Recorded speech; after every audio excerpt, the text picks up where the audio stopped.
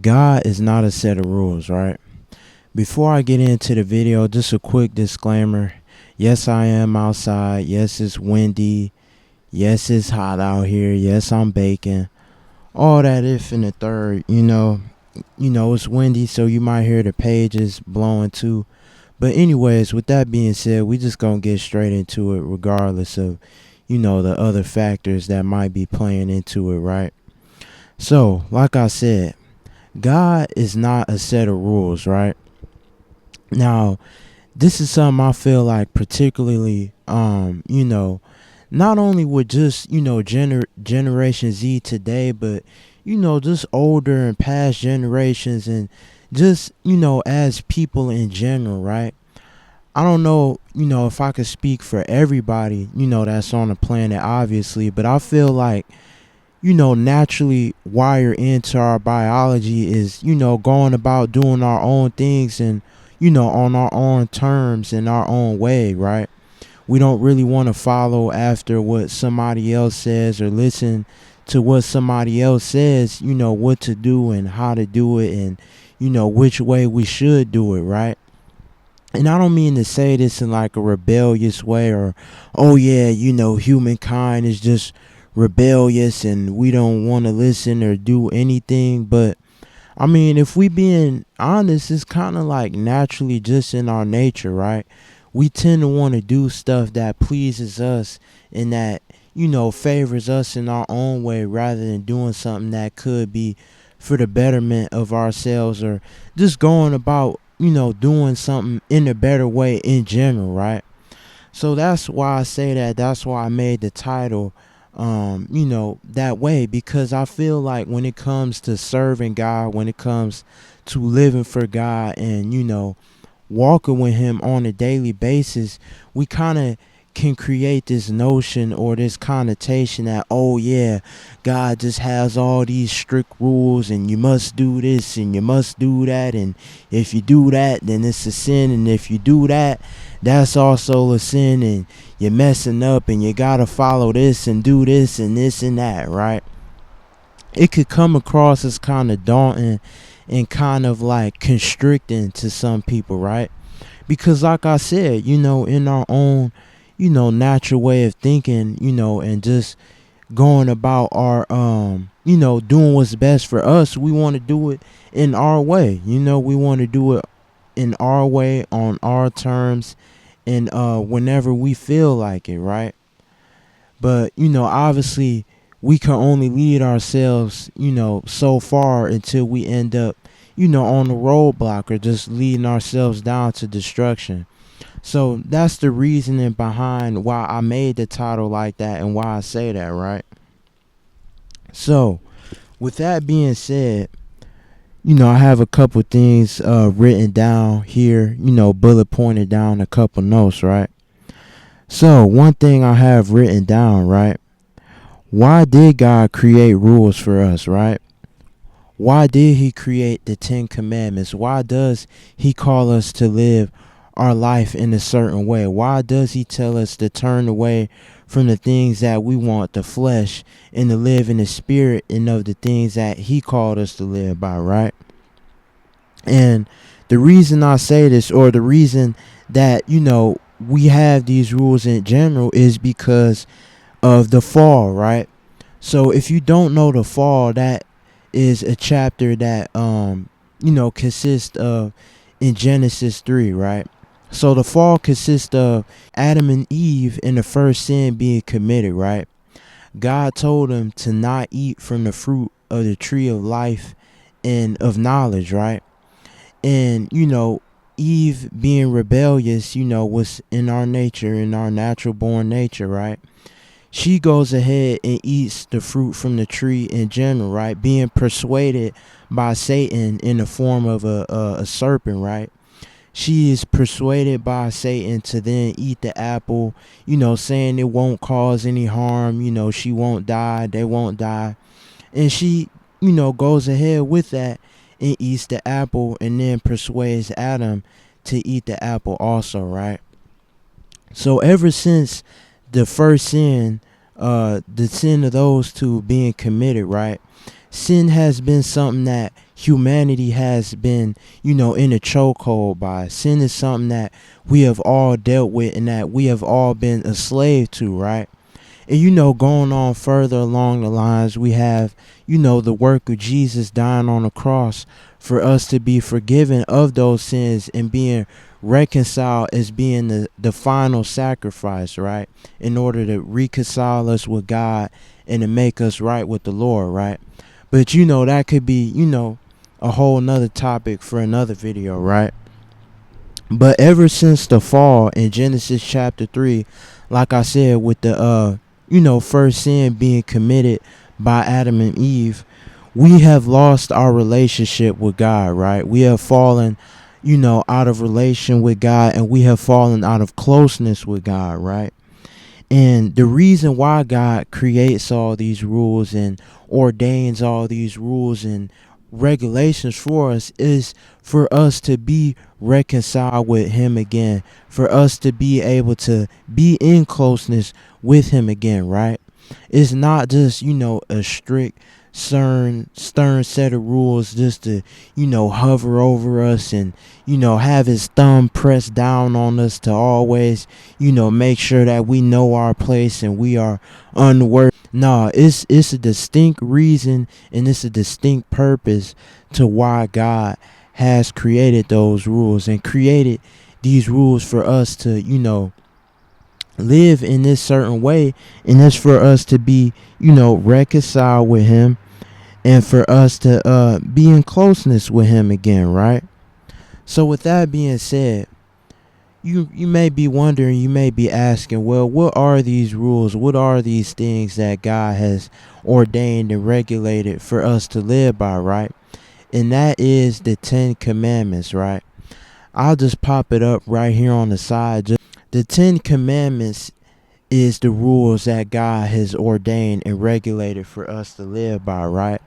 And it's like I said just in the beginning, it's not to, have His thumb pressed down on us. It's not for Him to, flex his divinity and His, holiness over us. It's actually for us to be reconciled reconciled with Him, like I said, and to be in closeness with Him, right?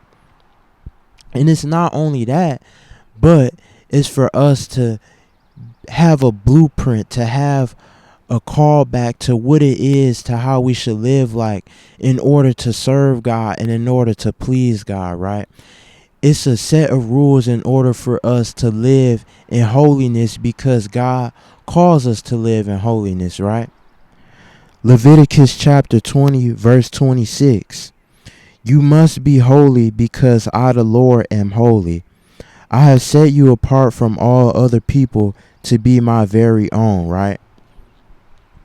That's the main takeaway. That's the main point, the main answer to this video, right?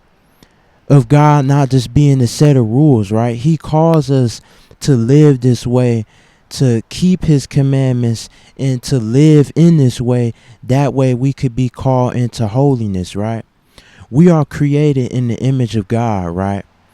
And in the image of God is the way of these rules, the ways that, He has called not only for us to live as individual beings on our own accord, but it's because how God lives, right? You always hear the term in the saying that God wouldn't put nothing on you that you wouldn't be able to handle, right? In the way of His life, the way that, He lives and that His image is not to the point to where it's too unbearable and it's too complicated for us to live by, right? That is exactly why He has made these rules for us and, ordained it to us, right? Because He knew that in order for us to be reconciled with to be reconciled with Him and to have closeness with Him, then we would have to live in His image and to live in His likeness. And with these rules, with these commandments, that is His likeness, that is His character, and that is who God is. God doesn't cheat people. God doesn't lie to people. God does not, have or harbor revenge or hatred towards his neighbor, right? So with these things being brought upon us, with these things being told to us, it's a way for us to live like how he lives, right? And the thing is, it's not anything that is too unbearable or that's too complicated for us to follow and to live by. Now, I'm not saying it's completely easy. It takes time. It's a process, right? It doesn't just happen, overnight, and it's just something that, naturally clicks. No, it's going to take time. It's going to take you setting forth and putting it into practice, but it's not something that's just way too, or, you know, out of this world for us to deal with and for us to be able to follow, right? And that's why God calls us to live in such a certain way, because he wants us to live holy. He wants us to live holy because he is holy, right? When we lie, when we cheat, when we steal, when we harbor revenge and hatred towards our neighbor, when we don't pay people what they deserve, you know what I mean? All of those things are unholy and ungodlike, right? And obviously, us being created in the natural image of God, he will want us to live the way that he has set himself out to be. So if we live in the opposite of that, we're not living in his image. We are not living in his likeness. We are not living in holiness like how he calls us to do, right? And another thing also with this being said, right? Well, you may be like, well, how do we keep this? How do we uphold this? Even though it's not that hard and it's not that difficult to do once we start to set forth and put it into practice, why is it that he wants us to do this? Why does he call us to live out in such a certain way, right? He doesn't do this, like I said, to press his thumb down on us. He does this out of a way of love, right? We should follow and live and obey his commandments out of love, right? Say for instance, right, with your father, right? Your earthly father, right? You don't just do his commandments to just, shut him up. And that way you don't have to hear his mouth anymore. You don't have to hear him, constantly lecture you. He doesn't do it in a way to constantly lecture you and to be on your head, right? You do it out of a term of love for your father, right? If you love your father, if you have respect and you have, reverence for him, you know what I mean? You would do it out of a way of love. It's not just to shut him up, just to keep his mouth quiet. That way you don't have to hear him constantly lecture you and be on your head. No, you do it because you love your father, you respect your father, and you want to be able to keep a good standing and a good relationship between you and your father, right? And that also leads me into another verse, right?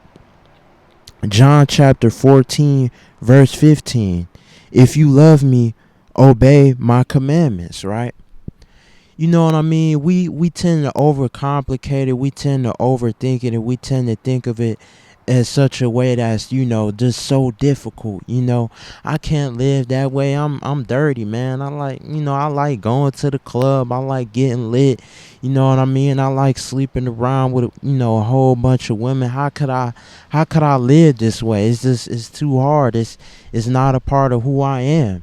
And that's when you gotta kill your flesh, right? The spirit is willing, but the flesh is weak, right?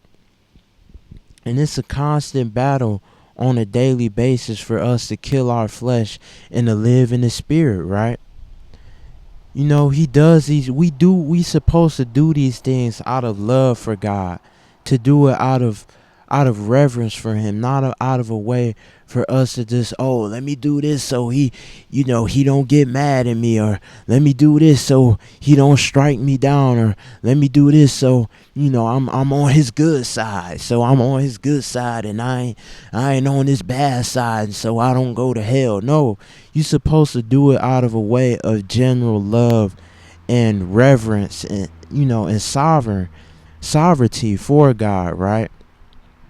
So that's what I wanted to come on here and talk about. I could keep going on, longer and longer, but I don't want to make this video, too long, and that way it's not enjoyable for the people, right? So with that being said, make sure you like, comment, share, and subscribe. And let me know if it's any things that, I could elaborate on better or, speak on a little bit more. But if so, I'll just make a part to this. But just let me know your thoughts and your concerns in the comment section below. But with that being said, peace.